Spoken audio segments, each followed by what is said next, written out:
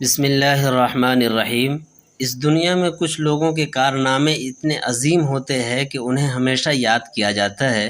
انہی عظیم شخصیتوں میں ایک شخصیت کا نام رابعہ بصریہ ہے، جو کہ ایک خاتون تھی، مگر اللہ کی بندگی اور عبادت میں وہ مقام حاصل کیا جس کی مثال آج بھی دنیا دیتی ہے، جس کی عبادت، عفت اور پاک دامنی ایک ضرب المثل بن کے رہ گئی ہے، جنہوں نے دنیا کی بے ثباتی کو ثابت کیا ہے اور اللہ سے دل لگا کر دنیا کو ایک پیغام سکون دیا ہے۔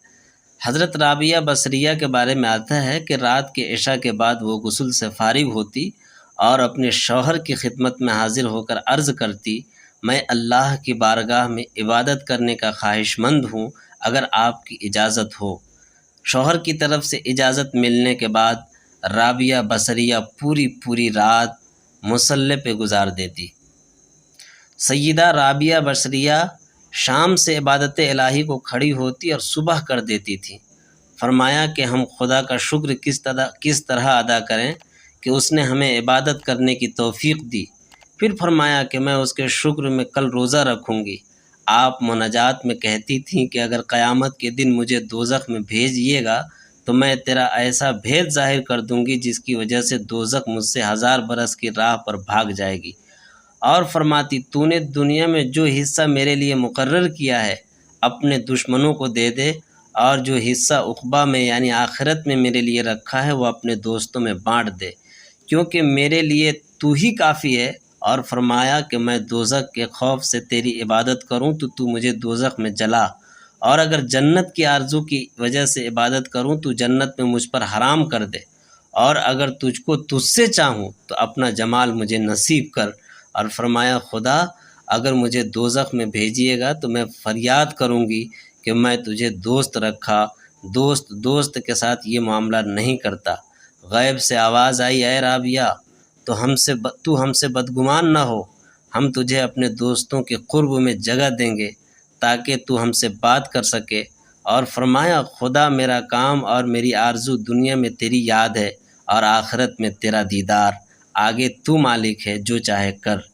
ایک شب کو عبادت کرتے وقت آپ نے فرمایا، خدایا میرے دل کو حاضر کر یا میری بے دلی کی عبادت کو قبول کر لے۔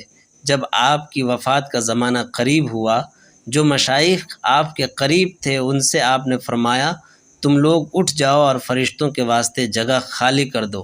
سب باہر چلے آئے اور دروازہ بند کر دیا گیا۔ ایک آواز سب لوگوں نے سنی، وہ آواز یہ تھی کہ اے نفس مطمئنہ، اپنے پروردگار کی طرف رجوع کر۔ اس کے بعد دیر تک کوئی آواز نہ آئی۔ لوگ اندر گئے، دیکھا کہ آپ کا وصال حق ہو چکا ہے۔ آپ نے اس دنیا بے بقا سے کوچ فرمایا۔ کسی نے آپ کو خواب میں دیکھا، پوچھا منکر نکیر سے کیا معاملہ ہوا؟ آپ نے جواب دیا، جب منکرین آئے اور مجھ سے انہوں نے پوچھا تیرا رب کون ہے، میں نے کہا کہ پلٹ جاؤ اور خدا سے کہو کہ جب تو نے ایک عورت کو باوجود اس کے کہ تجھے تمام مخلوق کا خیال تھا کبھی فراموش نہ کیا، پھر وہ کیوں کر تجھے بھول جاتی، حالانکہ دنیا میں بھی اسے تیرے سوا کسی سے علاقہ نہ تھا، کسی سے تعلق نہ تھا، کیوں فرشتوں کے ذریعے اس سے سوال کرتا ہے؟ حضرت رابعہ بصریہ فرشتوں کو الٹا جواب دے کر وہاں سے بھیج دیں گے۔ یہ ہے اللہ کی بندگی کا مقام جو رابعہ بصریہ کو حاصل ہے۔ اللہ تعالی ہمیں بھی بندگی کا وہ حصہ نصیب فرمائے تاکہ دنیا کی بے وفائی سے دل ہٹ کر اللہ کی طرف آئے۔ آمین۔ سبسکرائب کریں ہمارے چینل لائٹ ٹو ہیومینٹی کو، کلک کریں بیل آئیکن پہ جس سے ہر ایک نوٹیفیکیشن آپ کو ملتی رہے۔